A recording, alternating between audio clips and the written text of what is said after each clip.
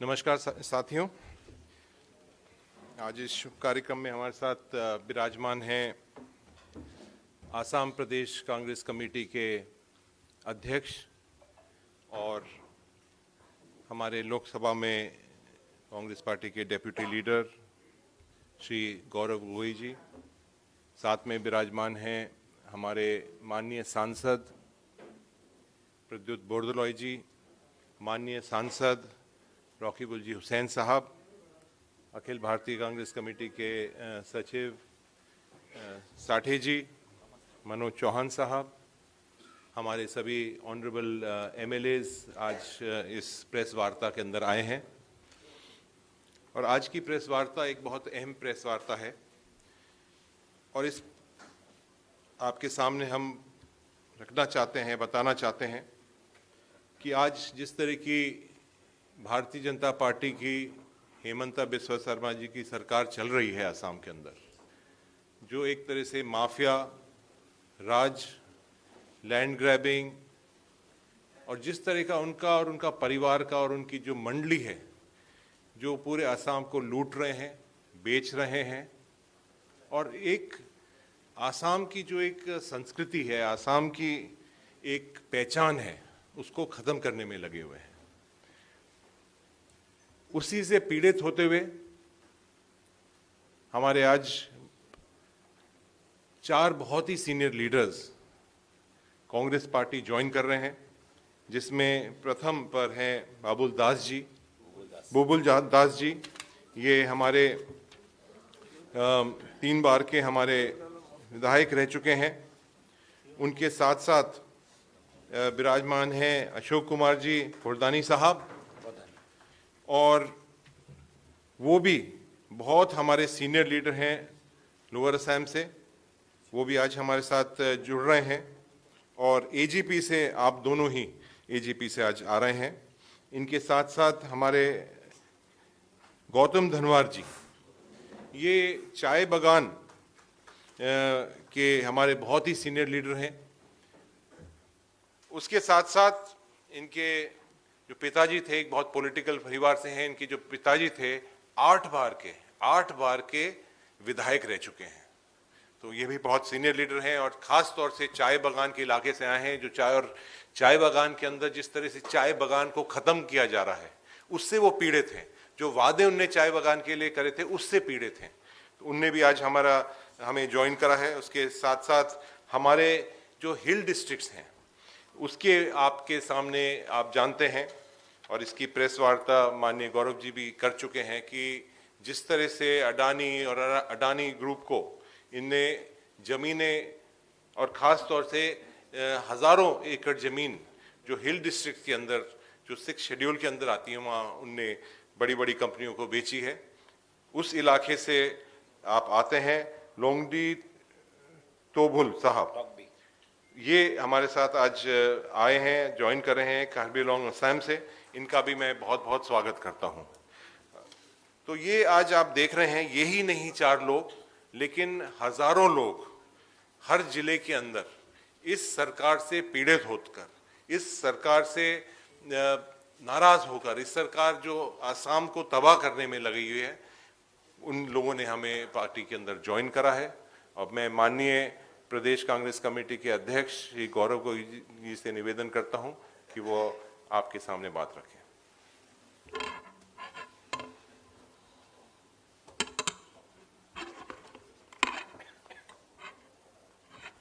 धन्यवाद।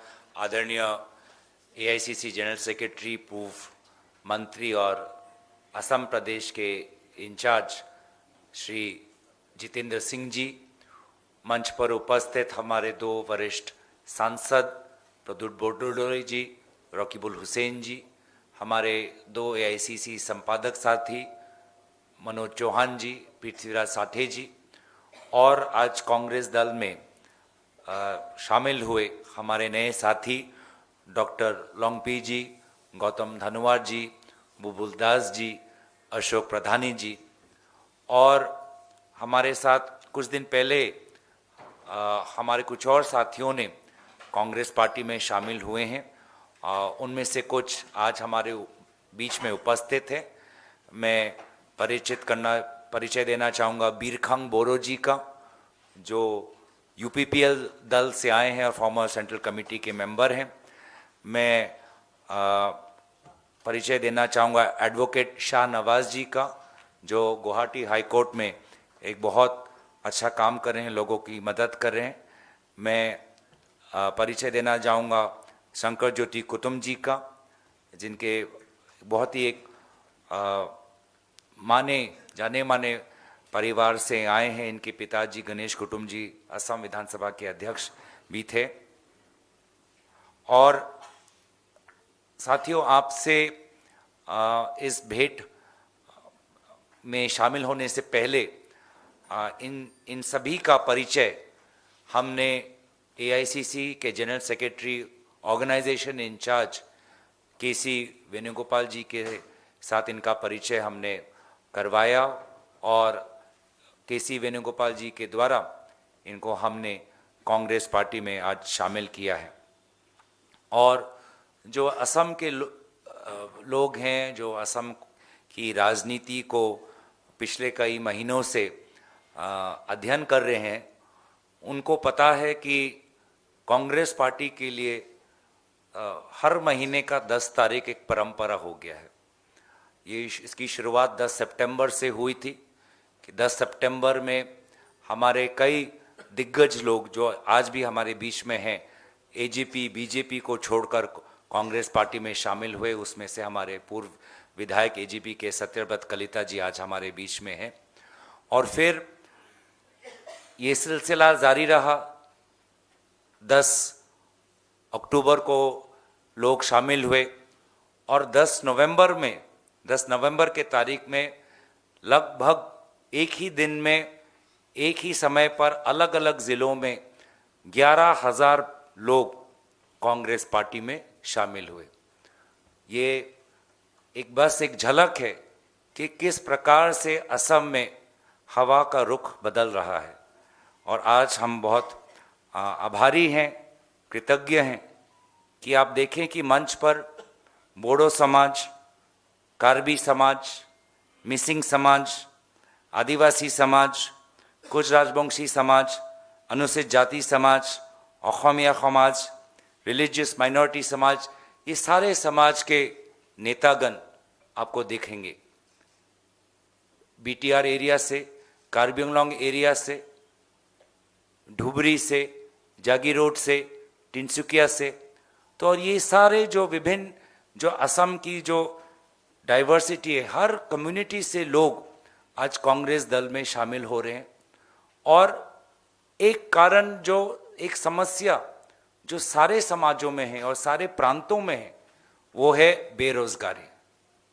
बेरोजगारी चाहे वो कार्बी पहाड़ में हो, चाहे वो बोडो अंचल में हो, चाहे वो चाय बागान में हो, चाहे वो एससी अनुसूचित जाति के अंचलों में हो, गाँव में हो, रिलीजियस माइनॉरिटी, लिंग्विस्टिक माइनॉरिटी के एरिया में हो, सब जगह आज असम का युवा बेरोजगारी से ग्रस्त है।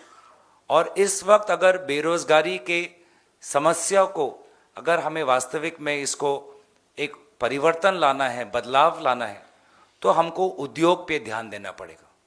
छोटे उद्योग पर, मध्यम उद्योग पर। उद्योग के द्वारा ही हम असम की बेरोजगारी की समस्या को हम कम कर सकते हैं। लेकिन दुख की बात यह है कि जो भी हमारे उद्योग हैं, एक के बाद एक कमज़ोर होते जा रहे हैं। आज चाय उद्योग लगभग आज खत्म हो चुका है। आज चाय उद्योग, बड़े बड़े उद्योगपति नहीं, लेकिन बीजेपी दल से जुड़े हुए कुछ नेता अपने काले धन को छुपाने के लिए आज चाय बागान के मालिक हो रहे हैं।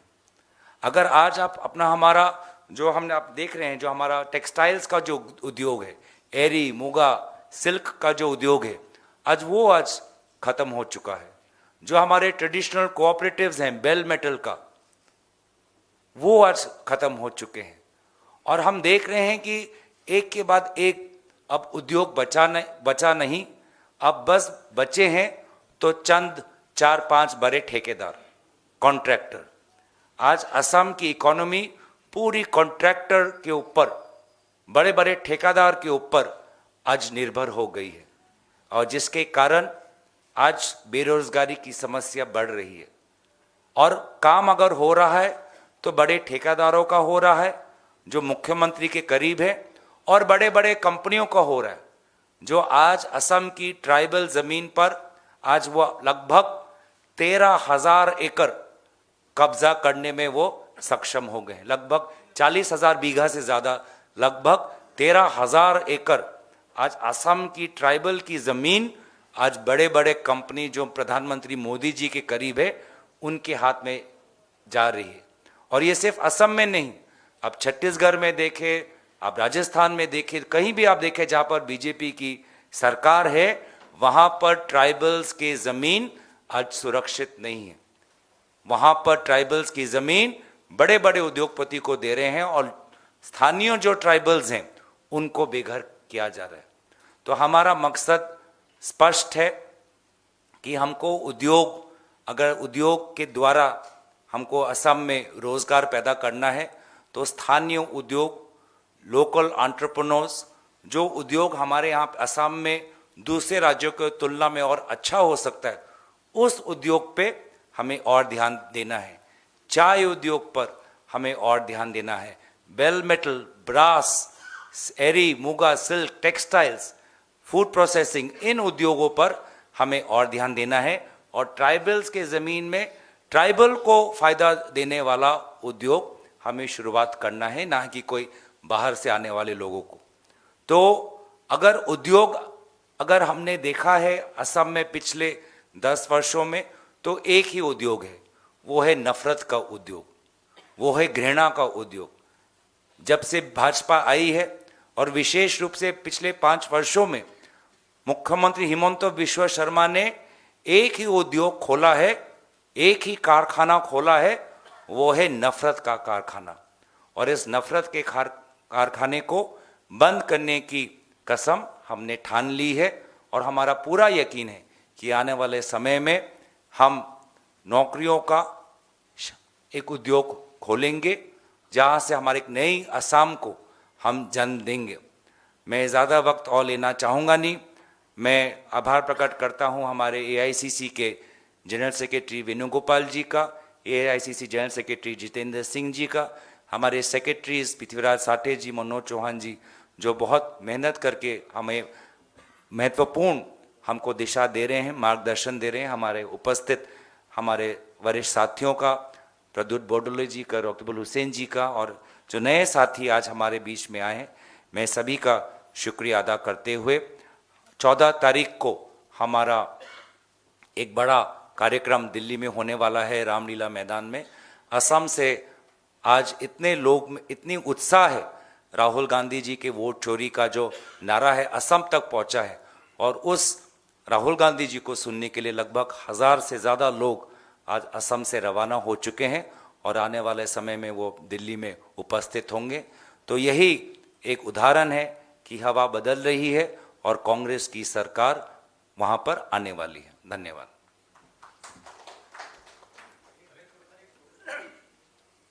हाँ, फोटो आप बोलो क्या खड़े लेके आप जैसे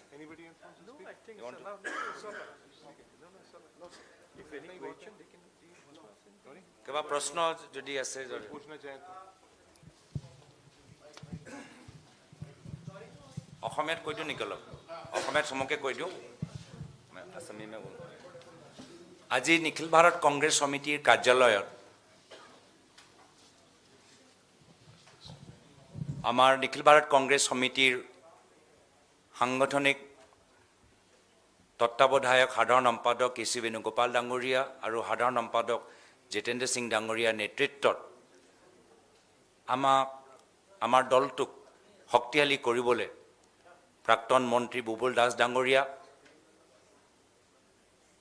চাহ মজদুৰ সংঘৰ মাৰ্গৰিটা ব্ৰাঞ্চৰ সভাপতি গৌতম ধানোৱাৰ ডাঙৰীয়া, অসম গণ পৰিষদ দলৰ পৰা গোলকগঞ্জৰ তত্ত্বাৱধায়ক আৰু প্ৰাক্তন ধুবুৰী জিলাৰ প্ৰাক্তন সাধাৰণ সম্পাদক অশোক কুমাৰ ৰয় প্ৰধানী ডাঙৰীয়া, কাৰ্বি আংলঙৰ পৰা বিশিষ্ট সমাজ সেৱক ডক্টৰ লংকি টকবি ডাঙৰীয়া আজি কংগ্ৰেছ দলৰ যোগদান কৰিছে আৰু তেখেতৰ লগত আমাক অলপ দিন আগত যোগদান কৰা বীৰখাং বড়ো ডাঙৰীয়া, এডভোকেট শ্বাহনৱাজ ডাঙৰীয়া, শংকৰজ্যোতি কুটুম ডাঙৰীয়াও আজি ইয়াত উপস্থিত হৈছে।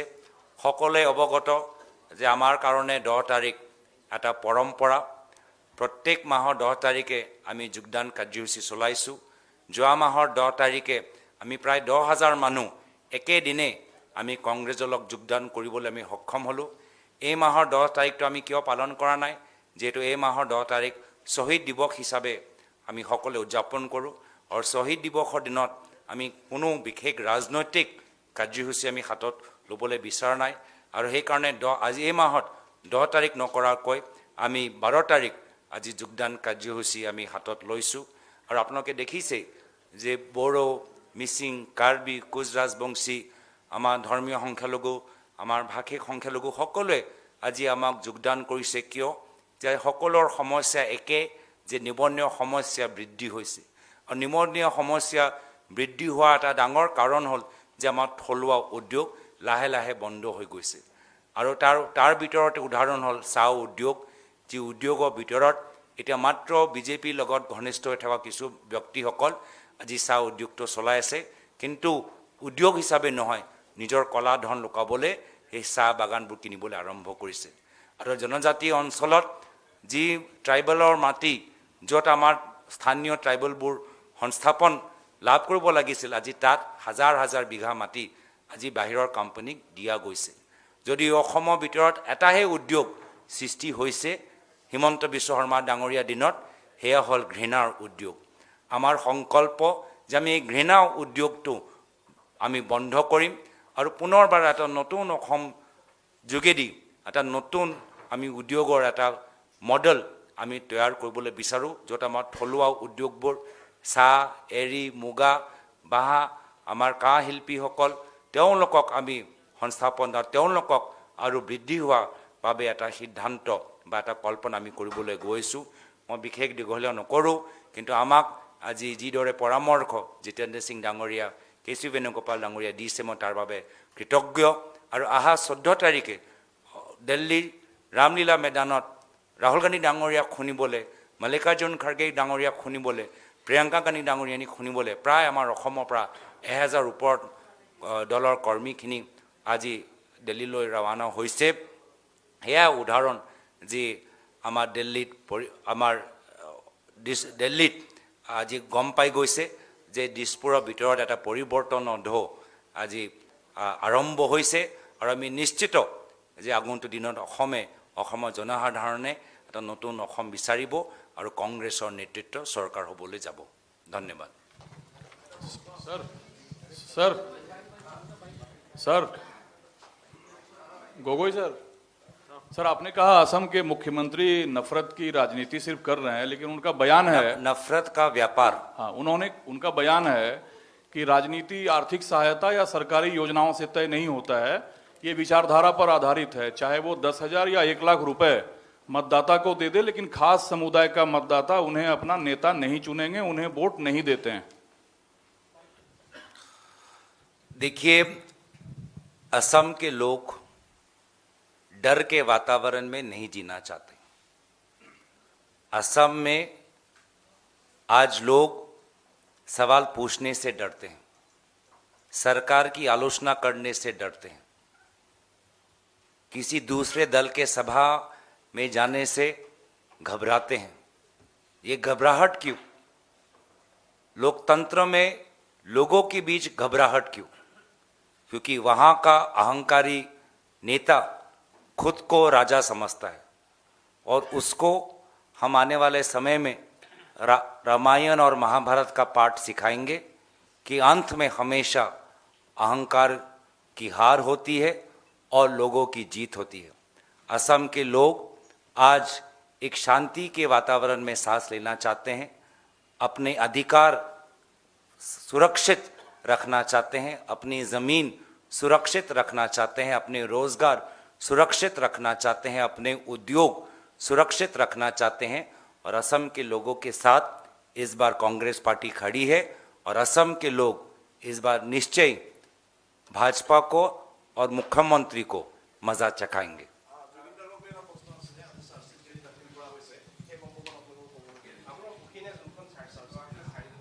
তেওঁলোকে যিয়ে চাৰ্জশ্বিট দিয়ক, চাৰ্জশ্বিট লৈ কোৰ্টৰ ভিতৰত প্ৰমাণ দিব লাগিব। কোৰ্টৰ ভিতৰত গোটেই চাৰ্জশ্বিট কেনেদৰে ফাইল কৰা গৈছে, কি কি তথ্য আছে, হত্যাৰ প্ৰমাণ কিমান ভালদৰে SITয়ে সংৰক্ষণ কৰিছে, গোটেইখিনি কথা তাত ওলাব। আমি বহুত বিজেপিৰ নেতাৰ ওপৰত কেছ দেখা পাইছোঁ, য'ত FIR আহে, কোৰ্টলৈ যায় আৰু কোৰ্টত খাৰিজ হৈ যায়। তো যিদৰে ন্যায় পাব লাগে, ন্যায় আমি দেখা নাপাওঁ। তো আমি চাই থাকিম, বাট চাই আছোঁ, আমি ন্যায় বিচাৰোঁ আৰু আমি বাট চাই আছোঁ। আৰু সেইকাৰণে আজি আমি এই জুবিনদাৰ যে ন্যায় পাব লাগে, সেই राइजर जे आह्वान राइजर लगत आसो। जुबिन गार्ग के केस में आज एक चार्जशीट फाइल हुआ है।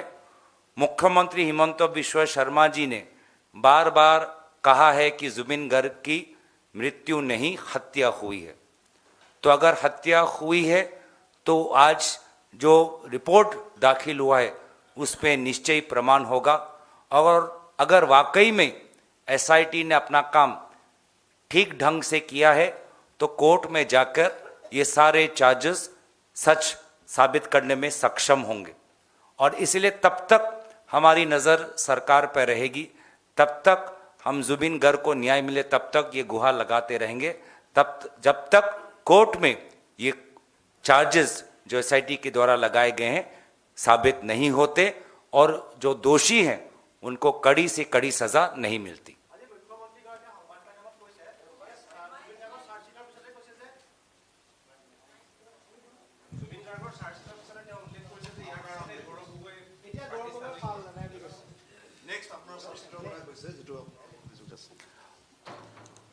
मैं আগতেও কৈছোঁ যে মুখ্যমন্ত্ৰীৰ কিছু কথা শুনি এতিয়া অসমৰ মানুহে কয় বাদ দিয়াহে, বহুত কৈ থাকে। তো এই একে মোৰ যেতিয়া এইবোৰ চব কথা ওলায়, মই মোৰ নিজৰ পিতৃৰ কথাবোৰ মনত পৰে। আৰু সকলোৱে আজি জুবিনদাৰ সময়ত বাদ দিয়াটো কম কয়, বেলেগ শব্দটো অলপ বেছি ব্যৱহাৰ কৰে। মই সেই শব্দটো ব্যৱহাৰ কৰিবলৈ বিচৰা নাই, কিন্তু জুবিনদাৰ অবিহনে তেখেতৰ কৈ যোৱা শব্দবোৰ অলপ ৰাইজে ক'বলৈ আৰম্ভ কৰিছে। तो मेरे पिताजी उनका एक मशहूर उनका एक कहावत थी, जो हिंदी में अगर उसका अनुवाद करें तो होगा अरे छोड़ो यार। तो जब भी कोई बेबाक बातें आती हैं जिसका कोई तर्क नहीं, जो दूसरे दल के लोग पूछते हैं तो बोलते थे यार छोड़ो यार, ये कोई बात हुई। तो मेरे संदर्भ में जब भी ये पाकिस्तान की बातें आती हैं, ISI की बातें आते हैं, तो मैं अपने पिताजी को याद करता हूँ। और शायद पूरे असम के लोग आज मन में यही सोचे छोड़ो यार। और जुबिन गार्ग के और भी कई चुनिंदे शब्द हैं, वो मैं कह नहीं सकता, वो थोड़े असंसदीय है। तो नई पीढ़ी तो शायद वो शब्द अपने मन में सोच रहे होंगे।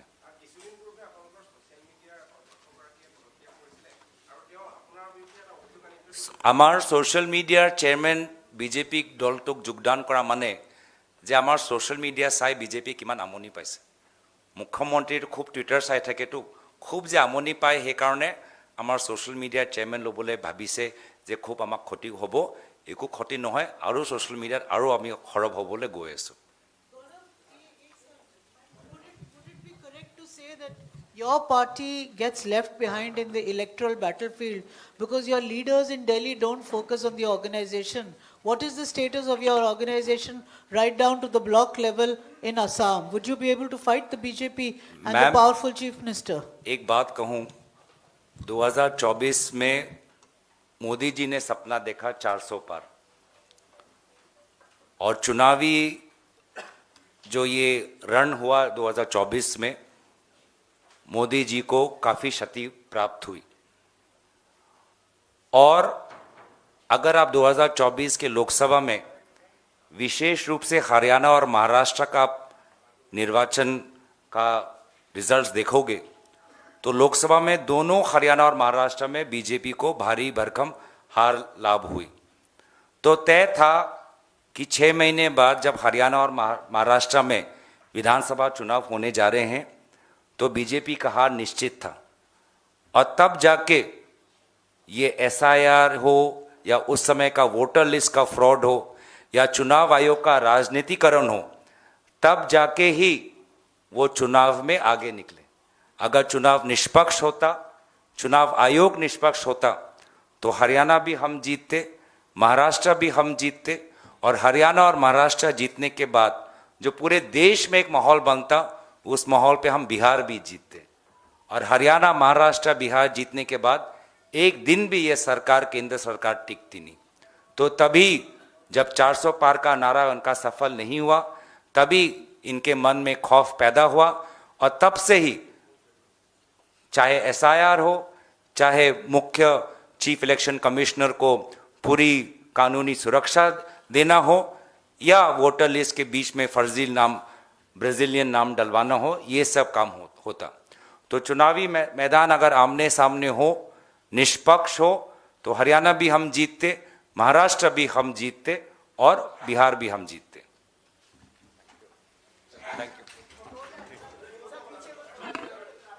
पीछे एक बार खड़े होकर फोटो ले लो। आप खड़े हो जाइए।